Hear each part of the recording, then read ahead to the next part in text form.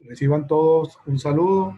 Vamos a continuar con nuestras clases y específicamente la unidad 5 referida a delitos contra la propiedad. Hoy, en el día de hoy, pues les voy a enviar seguramente dos videos, uno con el delito de estafa y otro con la explicación del delito de apropiación indebida. La semana que viene terminaríamos con unos videos cortos esta unidad 5, delitos contra la propiedad. Entonces, en esta oportunidad, repito, vamos a hablar de la estafa. Voy a compartir la pantalla para ver la presentación en láminas en PowerPoint. Okay. Unidad 5, la tercera parte, que seguramente, como les dije, va a ir en dos videos. En esta oportunidad, el delito de estafa. En otro, la apropiación indebida. El delito de estafa, específicamente el punto sería estafa y otros fraudes, tiene como bien jurídico protegido la propiedad, que es lo que estamos trabajando en estos momentos, ¿no? Bien jurídico protegido la propiedad. Ahora, importante. Denominación estafa y otro fraude. Aquí es bueno lo siguiente. El término genérico de los delitos, la denominación genérica de los delitos que vamos a referir ahora es fraude. Y la estafa es simplemente una modalidad, la modalidad más importante de los fraudes. ¿Ok? Todo fraude, o mejor dicho, toda estafa es un fraude, pero no todo fraude es una estafa. Vamos a ver que en las regulaciones, en las discusiones que vamos a mencionar, hay unas referidas a la estafa y otras referidas a otros fraudes distintos que también afectan propiedad igualmente. Dicho esto, el delito de estafa previsto en el artículo 462, la estafa simple en el primer párrafo. Aquí es importante hacer la siguiente explicación.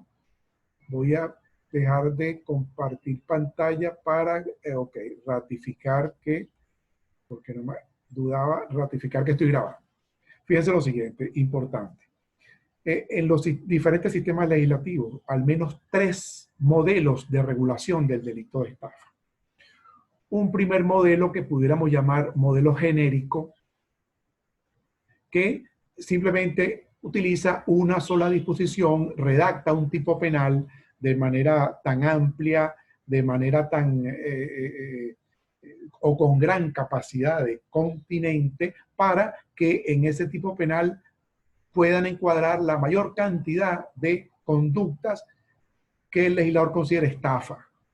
Tipo genérico, tipo amplio, en términos tan precisos, pero con la suficiente amplitud para incluir, para que en esa disposición se subsuman la mayor cantidad posible de particulares casos de estafa. Otro sistema, por el contrario, que pudiéramos llamar el casuístico, que no tiene una sola disposición genérica, sino simplemente se dedica a recopilar en diferentes disposiciones casos específicos de estafa.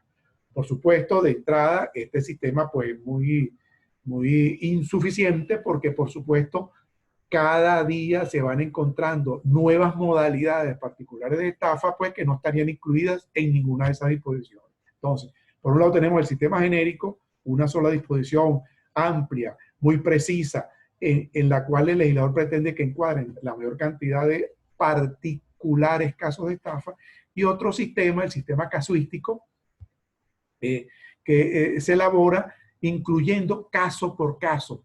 Por supuesto, siempre será insuficiente ese sistema. El caso genérico, el sistema genérico representado, si se quiere, en nuestra historia legislativa, en el mundo, el Código Sanardel italiano. El sistema casuístico, el Código Penal francés. ¿Okay? Ahora, un tercer sistema que pudiéramos llamar mixto, que incluye tanto una disposición genérica como otras disposiciones que contienen casos específicos.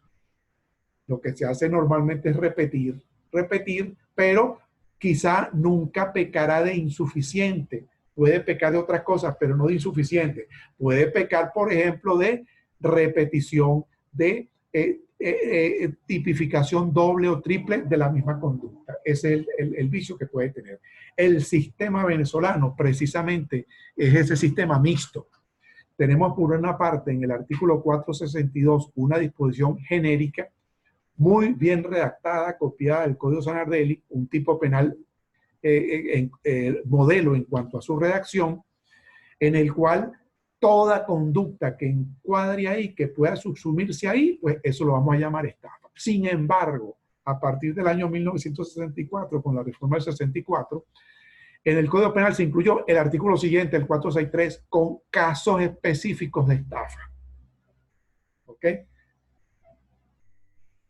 Insuficiente no es, más bien peca de suficiente. ¿Cuál es el vicio principal? Que en la práctica tendemos siempre a, ante un caso concreto que nos toque en la realidad, tendemos a irnos a la lista que está en el 463 y a más de uno que si no encuentra su caso en la lista, dice, esto no es estafa porque no es ninguno de estos. Cuando resulta que, repito, es suficiente con que encuadren la exigencia del tipo 462, del tipo penal general del 462, para que eso se llame estafa. Si me preguntan a mí, eliminaría el artículo 463 y que se mantenga el 462, porque todo lo que encuadre ahí, repito, se llama estafa. No hay necesidad de repetir algunos casos en el 463, porque, repito, existe la tendencia a tomar en cuenta solo el 463, que vamos a revisar, y si no encuadra mi caso ahí, decimos no es estafa y nos olvidamos de revisar este artículo 462, que es la norma genérica, incluso un tipo penal, repito, modelo de redacción, modelo de técnica legislativa. Ok, dicho esto, vamos a examinar el 462 tipo básico. Recuerden, las características que están en este tipo básico se van a repetir en tipos agravados y calificados que están en este mismo artículo, por cierto, que vamos a ver más adelante. La conducta, ¿en qué consiste la estafa? Obtener mediante engaño un provecho económico injusto con el correlativo perjuicio patrimonial de otro. Mediante engaño, esto es lo que le da la esencia a la estafa, el medio de comisión, el engaño. Mediante engaño, obtengo un beneficio económico, beneficio por supuesto indebido, ilegítimo, con el correlativo, al yo beneficiarme injustamente, es porque estoy perjudicando correlativamente a otro patrimonio. Entonces, obtención de un beneficio económico injusto con el correlativo perjuicio patrimonial de otro. El medio de comisión típico del delito de estafa, como les decía, artificio u otros medios de engaño, nos dice el 462. Artificios o en general cualquier medio de engaño, porque esto es lo esencial de la estafa. Este medio de comisión, medio de engaño, está dirigido a inducir en error a otra persona. Esa es la finalidad del medio. Inducir en error a otra persona, vamos a ver para qué. Pero el medio de comisión típico de la estafa es engaño. Si nunca hubo engaño, pues no podemos hablar de estafa. Podrá ser otra cosa, pero estafa no va a ser. La estafa se caracteriza porque el sujeto activo, para obtener un provecho indebido, un provecho patrimonial indebido, utiliza el engaño. Esta expresión artificio u otro medio de engaño, generalmente artificio, el autor italiano Mancini, citado por Grisanti Aveleo, lo define de una manera muy precisa. Artificio es toda astuta simulación o disimulación apta para engañar, de modo tal que el engaño sea generado por la percepción inmediata de una falsa apariencia. El sujeto activo utiliza artificio, es decir, simula la realidad, le pone características que no tiene a esa realidad, o disimula la realidad, le quita características, ¿verdad? En todo caso, produce una falsa apariencia de realidad con la finalidad de engañar. Por supuesto, sobre quien se despliegan estos artificios, va a percibir una falsa realidad. Y, como veremos, lo vamos a hacer actuar a ese engañado, lo vamos a hacer actuar bajo esa falsa apariencia de la realidad. Esa es la finalidad del artificio. En eso consiste el artificio. La conducta del sujeto activo, en el caso de la estafa, también la podemos ejemplificar de la manera siguiente. Debe consistir en una puesta en escena. Piensen en una obra de teatro.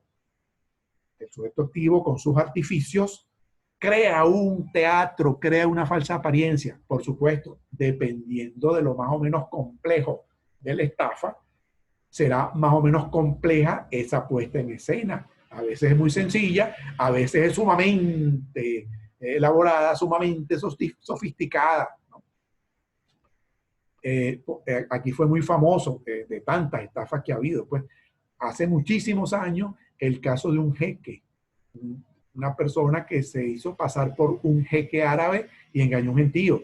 Cuando tengamos la clase de aclarar dudas, pues me recuerda a alguien que le eche el cuento cómo fue tan elaborada esta puesta en escena. Fue una obra de teatro sumamente exitosa porque el sujeto activo tuvo éxito. Estafó a casi toda bueno, a una gran cantidad de gente adinerada en Venezuela. Ok, siguiendo, el medio, entonces, como le he dicho, debe ser idóneo para engañar o sorprender la buena fe de otro, es lo que nos dice el tipo penal. El artificio o medio de engaño debe tener la capacidad para engañar. Por supuesto, esta característica la va a revisar el juez, pero siempre pensando en el caso concreto, ¿verdad? El juez no puede hacerse él como víctima porque los jueces, como son unas personas muy vivas, muy inteligentes, pues nunca encontrarán estafa porque ellos dirán, esto no engaña a nadie, ¿no? Hay que situarse en el caso concreto, naturaleza, características del sujeto pasivo, características del sujeto activo, revisión del contexto, ¿verdad? Para determinar si en el caso concreto realmente se trataba de un medio capaz de engañar. El tipo penal también nos dice, para engañar o sorprender la buena fe de otro. Esta expresión buena fe debemos entenderlo simplemente como inocencia, ingenuidad, buena, digamos, buena actitud, con eso me acerco al otro, no buena fe de que soy yo un santo y me engañaron, no, simplemente que de buena fe, con una buena actitud, en principio sin malicia, me acerqué al otro, al que me engañó. Esto por lo siguiente, tiene que ver con lo que les anoto aquí, la estafa y negocios ilícitos. Yo me puedo acercar de buena fe a comprar cocaína. ¿Me explico? Eso no quiere decir que no tenga buena fe cuando la voy a comprar. Resulta que el sinvergüenza que me la ofreció me dio fue bicarbonato, me engañó, me vendió talco. ¿Me explico? Yo puedo acercarme, mire, yo quiero que usted me recete un buen jarabe para la tos o un buen purgante, ¿verdad? Y resulta que quien me lo vendió me engañó, me vendió a sabiendas un agua con azúcar ahí. Me estafó. A lo mejor se trataba de una mujer que quería comprar una sustancia para abortar. Vean que ella quiere cometer un delito, pero se acerca a otro de buena fe. Mira, prepárame que yo sé que tú preparas un buen jarabe para abortar, y resulta que le dan un agua con azúcar, ¿verdad? Una cosa totalmente inocua, la estafó, ¿ok? A eso se refiere esta expresión, es decir, no crean, no es que el tipo penal exige que la víctima sea un santo. Si no es un santo, si no está beatificado, pues no. Esa expresión buena fe no tiene nada que ver con eso. Ok, hasta ahora lo que hemos dicho, el recorrido causal que debe seguirse para que se dé la estafa. Esto es importante. En primer lugar, que tiene que ver con el recorrido de esa puesta en escena. El sujeto activo despliega los artificios sobre otra persona. Repito, empieza la puesta en escena para engañar a alguien. Ese artificio, otro medio de engaño, precisamente es desplegado sobre otro, es dirigido a otro para producir en él un error, para hacerle percibir una falsa representación de la realidad. Este es el segundo paso. Para luego, el final, esa persona inducida en error, esa persona engañada, esa persona que va a actuar bajo una falsa apariencia de la realidad, dispone de su patrimonio o del patrimonio de otro que puede él disponer pues, válidamente, en provecho injusto del sujeto activo o de un tercero. Entonces, sujeto activo despliega artificios para hacer inducir en error a otro, para que ese otro, bajo error, disponga de su patrimonio en mi beneficio. O disponga del patrimonio de un tercero. Bueno, imagínense ustedes, el gerente de un banco dispone del patrimonio del banco. y me lo da a mí como sujeto activo, ¿verdad? O dispone del patrimonio de él o del patrimonio de un tercero para que obtenga otra persona un provecho injusto con el correlativo perjuicio patrimonial, bien sea de la persona engañada o de otra. ¿Ok? Este recorrido debe darse siempre para hablar de estafa. El provecho obtenido debe ser injusto, sin derecho, sin tener derecho a ello. Y de manera correlativa, paralelamente, debe producirse el perjuicio patrimonial. Estamos hablando de un delito contra la propiedad. Ese perjuicio patrimonial es en el cual se traduce, por supuesto, la afectación a la propiedad de otro. Esto del provecho injusto es importante. Puede ser que yo lo que obtenga bajo engaño, siguiendo todo este recorrido causal, al final no sea un provecho injusto, sino era un provecho al cual tenía derecho. Un provecho justo, un provecho legítimo. Ahí no habrá estafa. Ahí no habrá estafa. Un ejemplo rapidito. Una persona me debe a mí un dinero y nada que me lo pague, y lo busque y no me lo pague, y no me lo pague, y no me lo pague, y siempre me pone largas, que no, que vente el último, no, que la semana que viene, siempre me pone una excusa. Oye, hasta que yo lo tuve que engañar para que me pagara lo que me debe, para que me pagara lo que justamente me debe. Le dije, caramba, chico, ahora sí me quiero que me pagues, porque mira, realmente tengo un problema gravísimo. Se acaba de morir un familiar, o mi esposa está gravísima y tengo que operarla de urgencia, necesito, bueno, le pongo una lloradera, cosa que es mentira. Lo engañé y el bajo error, él creyendo que lo que yo le dije es verdad. Oye, está bien, chico, aquí están los reales, te pago. Vean que el provecho que yo estoy obteniendo es justo, es lo que se me debía, a pesar de que para cobrar, para que el hombre me pagara alguna vez plata que me debía, repito, legítimamente, oye, lo tuve que engañar. Eso no es estafa. Eso no es estafa. El provecho en la estafa tiene que ser injusto, es decir, no tener derecho a ello. La estafa se consume en el momento en que se obtiene el provecho injusto con el correlativo perjuicio ajeno.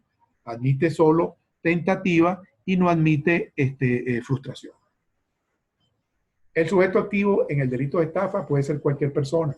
No se requiere ninguna cualidad especial. Sin embargo, puede ser persona distinta perfectamente a quien obtiene el provecho.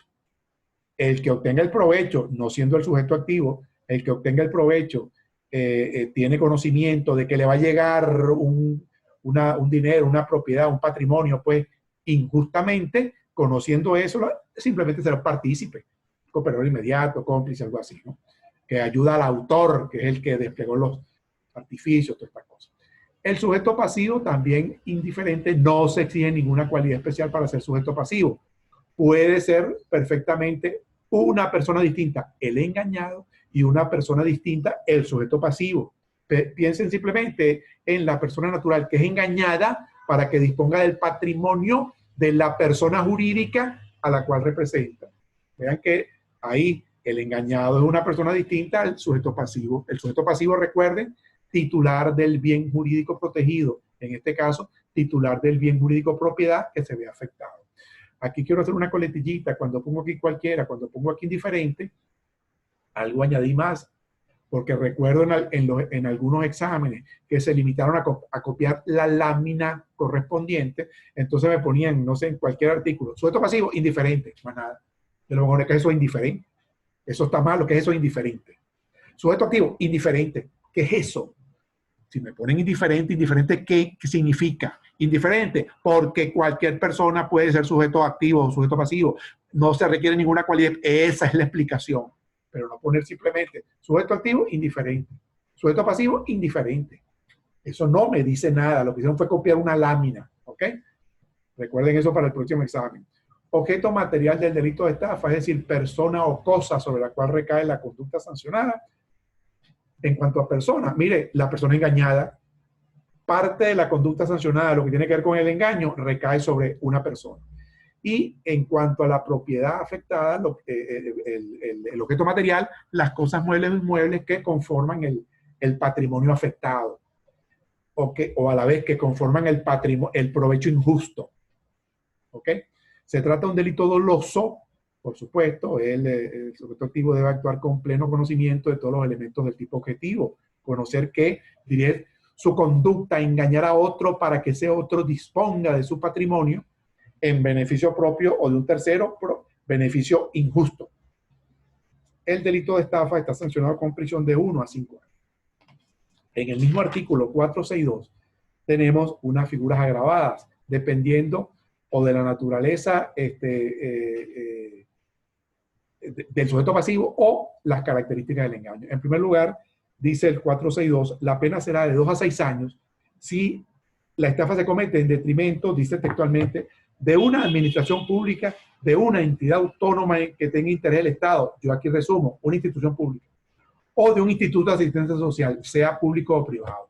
Tomando en cuenta que se trata, vean, de entes en los cuales tenemos directamente interés toda la colectividad, la estafa se agrava. Bien sea el patrimonio de instituciones públicas o bien sea el patrimonio de institutos de asistencia social, privados incluso, pero que se dediquen a la asistencia social.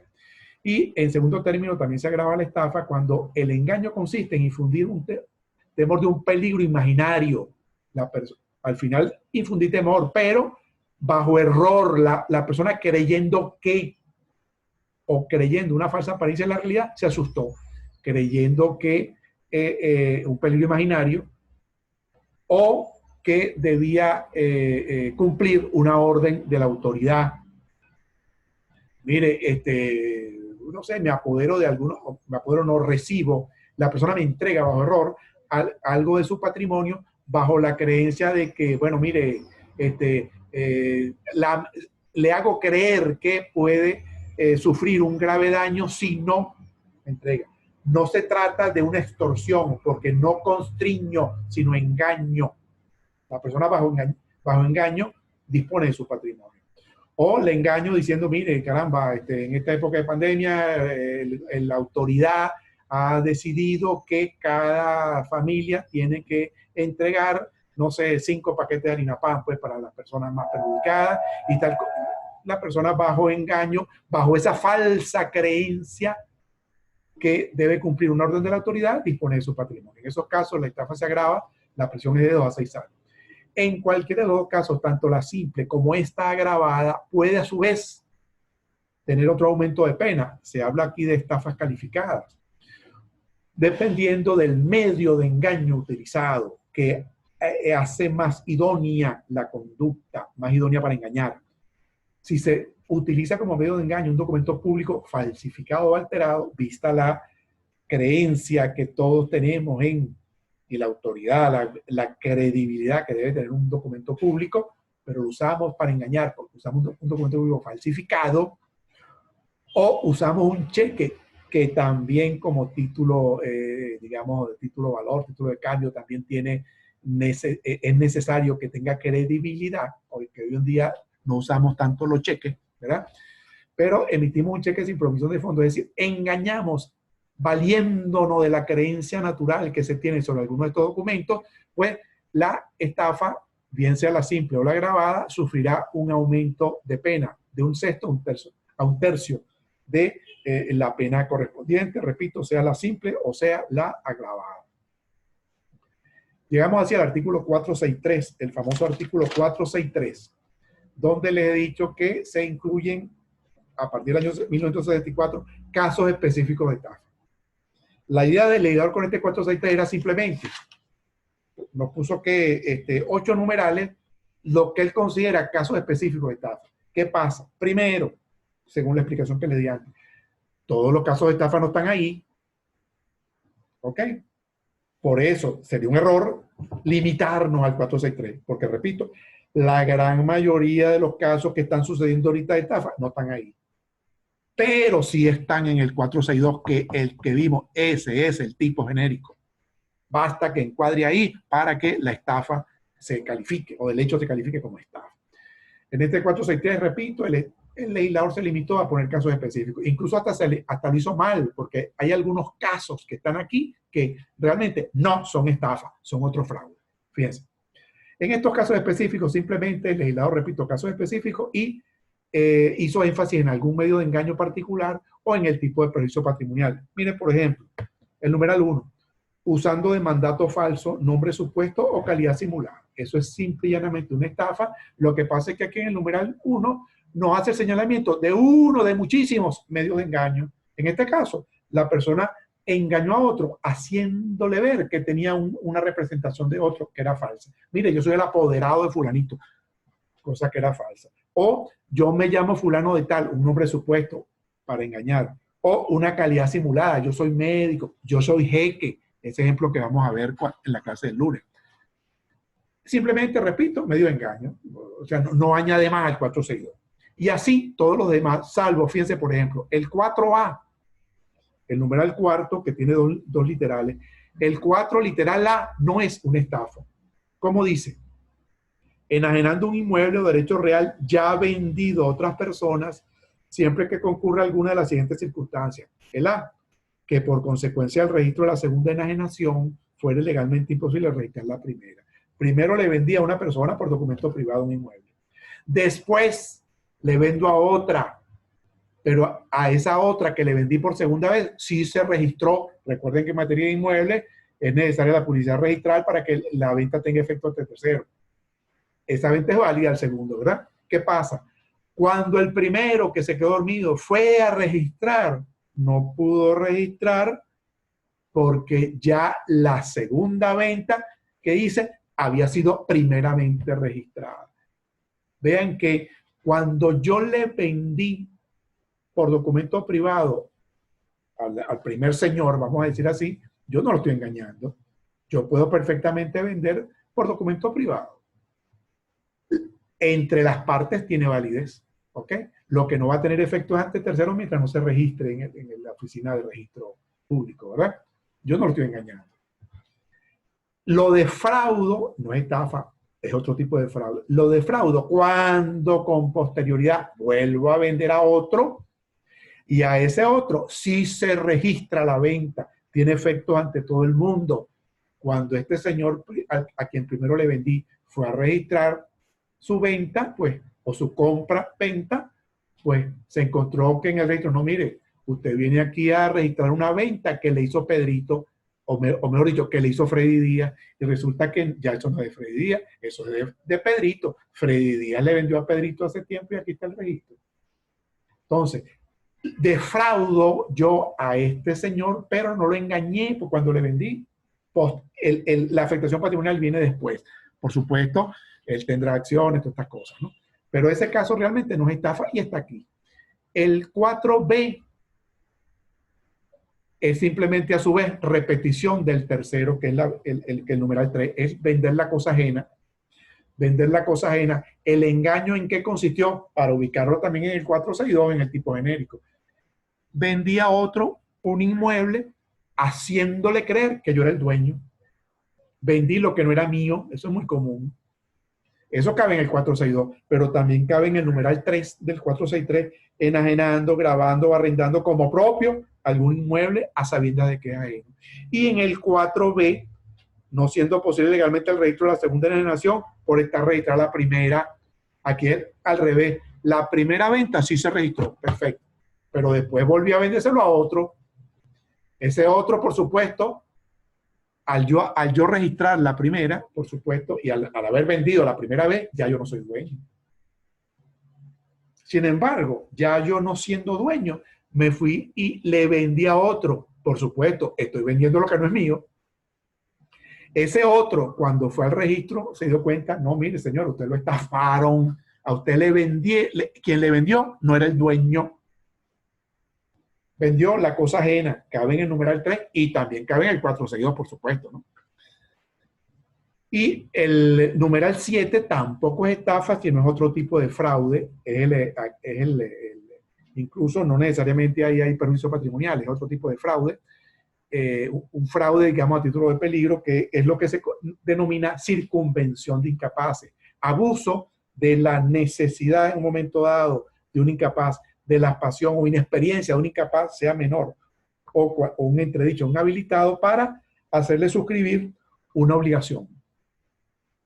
Por supuesto, ese documento suscrito donde consta la obligación es anulable, porque es un incapaz, es un menor de edad, un entredicho, un inhabilitado, ¿verdad? Pero a título de peligro tengo ahí la posibilidad de defraudar. No estoy engañando a nadie. Por lo tanto, no hay estafa, no hay el elemento típico de la estafa que es el engaño. Simplemente que me valí, me aproveché de la inexperiencia, de las pasiones de un menor o de un entredicho inhabilitado para hacerle suscribir una obligación. Entonces, del 463 que el legislador nos los vendió como casos específicos de estafa, hay dos al menos, el 4A y el 7, que realmente no son estafas, sino otros tipos de fraude. Los otros casos, que sí son casos específicos de estafa, si los quitamos de ahí, no pasa nada, porque tenemos el artículo 462 redactado de una manera muy brillante, muy suficiente, por, bueno, no el nuestro, sino por el legislador de Sanardelli, del cual nosotros en Venezuela nos copiamos. En el artículo 464,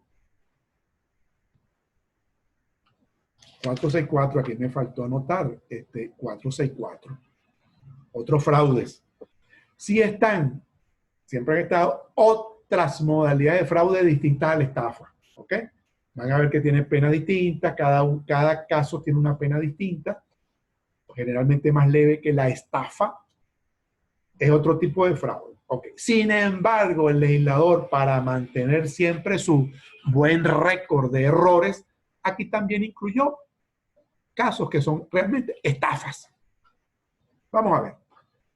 Fraude, repito, en principio son fraudes distintos a la estafa. Cada uno tiene una pena, son 7 numerales. Pero los casos de los numerales 2 y 7 son estafas.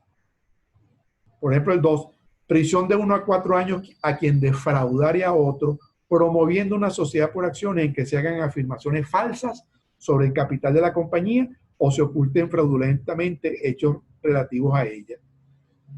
Yo vendo acciones de una compañía que yo tengo, ¿verdad? Oye, necesito plata y bueno, vamos a vender acciones de esta compañía. Vamos a emitir nuevas acciones y voy a ver quién me las compra. Precisamente para buscar incautos que me compraran, hago falsas, ahí está el engaño, afirmaciones sobre la compañía. Digo que es una maravilla, resulta que la empresa está a punto de quebrar, ¿verdad? Hago afirmaciones falsas sobre el capital real de la compañía. Engaño para ver si alguien compra acciones. Eso simplemente es una estafa. Oye, el error aquí tiene trascendencia, porque esto que puede ser gravísimo, la pena es 1 a 4 años, cuando la estafa del 462 es 1 a 5. Aquí la pena es menor. Igual en el caso del numeral 7, también estamos ante un caso de estafa, no de otro fraude. Una estafa, arresto de 2 a 6 meses, la pena es bajísima. A quien comprare una cosa mueble ofreciendo pagarla al contado y rehúse, después de recibirla, hacer el pago o devolverla. El engaño consiste en que yo le hice ver a la persona que le iba a pagar de contado. Ella bajo engaño, creyendo que creyendo que yo le iba a pagar de contado, me entrega la cosa y después que me la entregó, no le di nada, no le pagué. Eso es estafa. ¿Qué pasa? ¿Qué sucede si yo no quería engañarlo al principio, sino después fue que lo engañé? Él me pagó, después fue que le afecté su patrimonio. Yo le dije, mira, aquí están los reales, déjame acá, véndeme eso. Me entregó la cosa y después que me la entregó, yo no le pagué. Eso no es esto. Si no se demuestra que yo previamente lo engañé para que me entregara la cosa.